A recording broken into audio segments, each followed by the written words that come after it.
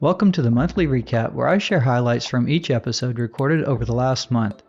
I understand not everyone will listen to every episode, and that's not the goal. But one goal is to share the information in as many useful and easy to find ways as possible. Then if you hear something in the recap that sparks your interest, you can dive into the episode you like and hear a lot more about the job role.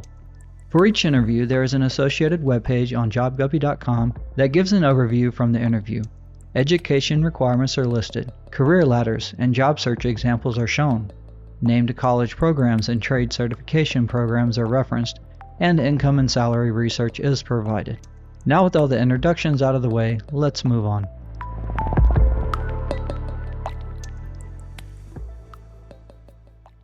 For October's recap, I will summarize the 3 launch episodes from September 22nd, and then the other episodes released throughout the month of October. I'll say a few sentences about some topics that I heard in common across all interviews first, and then I'll recap each episode after that. Something common I heard in all interviews is to not do this alone. Guests gave examples of how that helped with preventing burnout and examples of mentorship for guidance and potential job opportunities. It can help at times when your passion is waning, and not being alone could come in many different forms, like family members, friends, classmates, teachers, even subject matter focus groups found online. Speaking of passion was a topic that came up multiple times too, especially in the roles that required extended education. Passion seemed to be what kept people pursuing their goals. I would go so far as to say that passion meant more than riches when it came to motivations to press on. Finding something to care about really matters. Regarding the topic of moving between jobs, I found it interesting that guests for some job roles recommended getting a broad scope of experience early on, while other roles are more conducive to not moving around so much. For example, it seemed to be a better career move to not change jobs a lot when associated with a medical practice or being a pilot, but then other roles, like those associated with the petroleum industry and business world, recommended moving between roles and taking more risk early in one's career for the purpose of gaining experience. I think this is something to ponder in your career selection.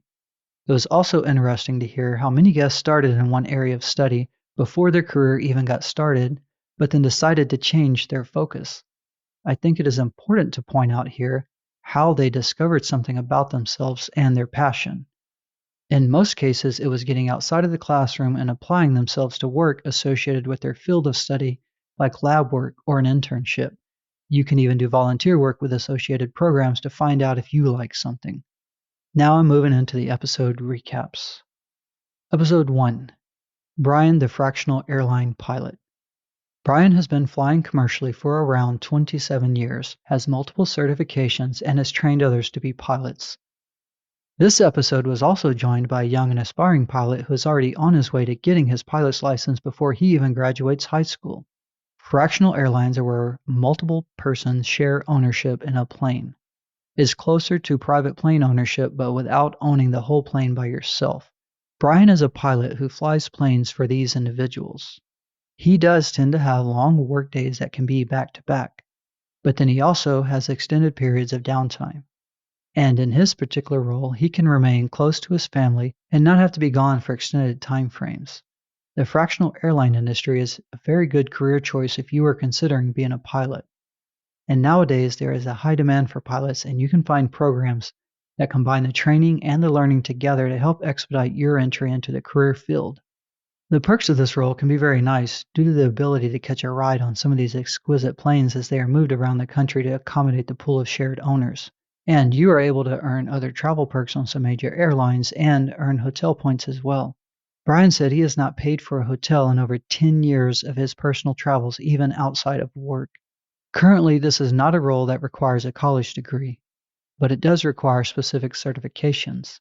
Some of these programs are mentioned during the interview with Brian.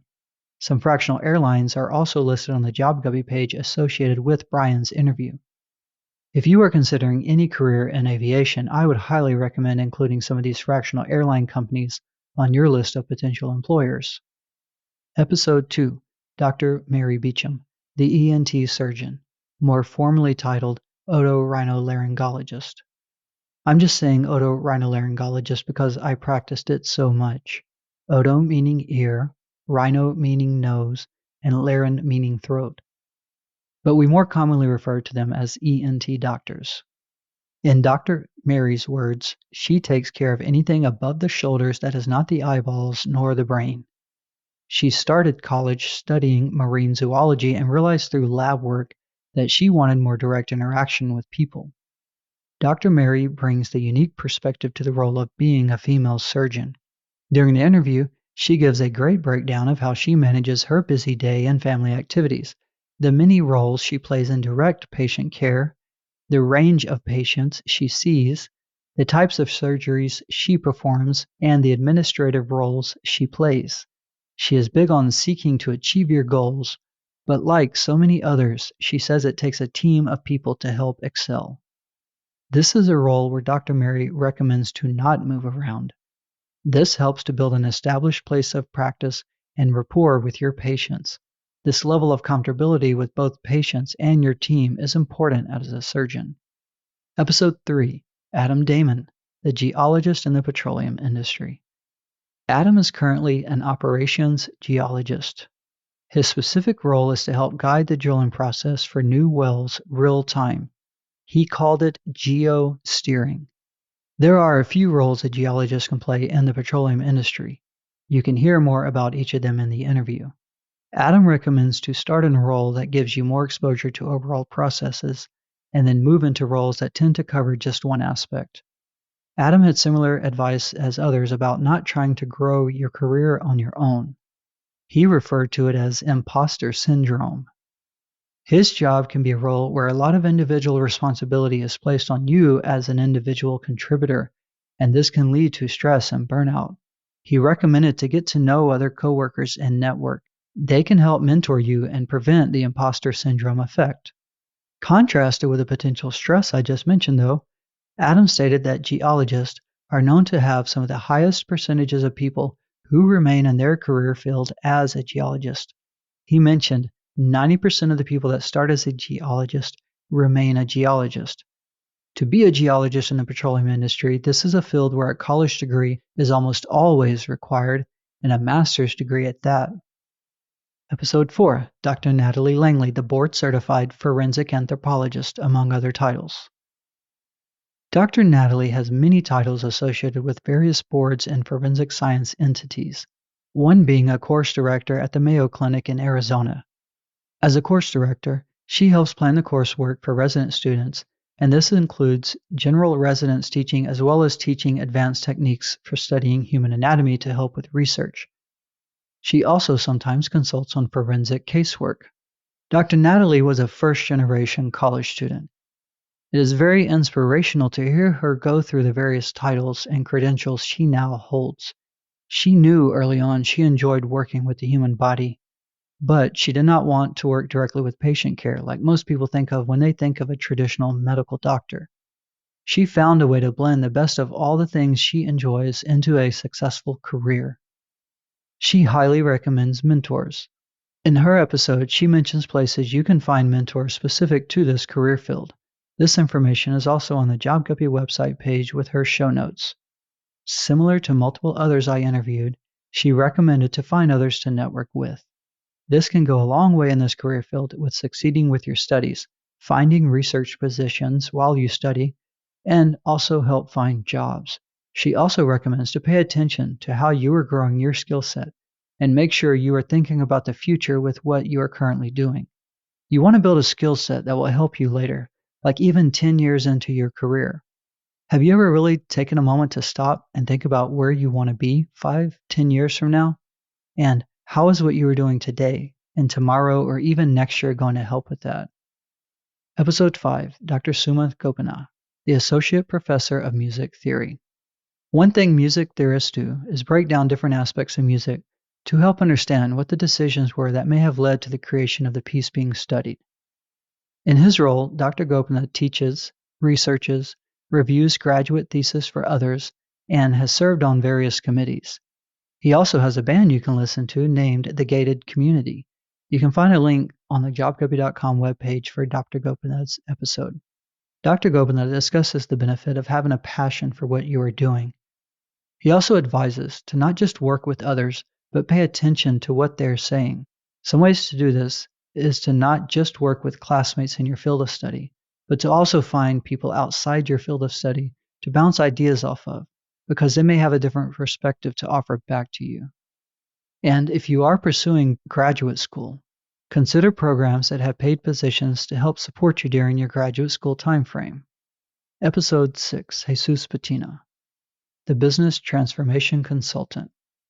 As Jesus put it, this is a position where you help clients and companies elevate their level of sophistication in their processes or potentially to expand into new markets or locations. It requires a lot of analytical work, and while an MBA is not required, it can be helpful in advancing your career in this role. Jesus himself graduated with a chemical engineering degree, thought he would work in the food industry, instead started working in the petroleum industry.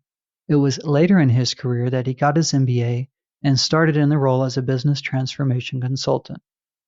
So this is a field where it is possible to move into from other career fields, and according to Jesus, there is a need for people in this industry. So don't rule this out if you like helping people grow their businesses or solve problems. However, you need to know how to analyze data, summarize it into a story you can relate to others, and then work with and lead your clients to see the benefits of the plan you put in place. As for advice, Jesus recommends to build experience sooner rather than later. These experiences will help you grow and expand your portfolio of skill sets. This even includes taking risks that may seem scary at the time. You have more time than you think early in your career. And even simple things can build experiences, like traveling or trying different foods. Episode 7, Ranier Abarca, the intraoperative neuromonitoring technologist. I'm going to bet that out of the roles I mentioned so far, this is probably a job role people know least about. This is a role that usually requires a bachelor's degree, and while it helps if it is in some kind of science, it is not required to be.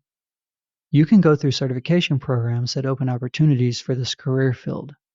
Intraoperative neuromonitoring is where the technologist connects a lot of wires to a medical patient so they can monitor electrical pulses in your muscles and nerves while you are being operated on or tested. They are able to help guide the surgeon if they see irregular activity. This can prevent long-term issues like paralysis or nerve damage. This is a role that seems to have a good work-life balance. Matter of fact, Ranier said it is common to work less than 40 hours a week if one likes. And you can travel in this role if that is something you would enjoy. Some of Ranier's career advice was to move around early in your career to get more experience, and pay attention to how you are progressing your skill set if you are deciding to remain in one position for a long time. That concludes our recap for this month. You can support the podcast by subscribing, leaving a review, and following us on social media. Links are in the show notes.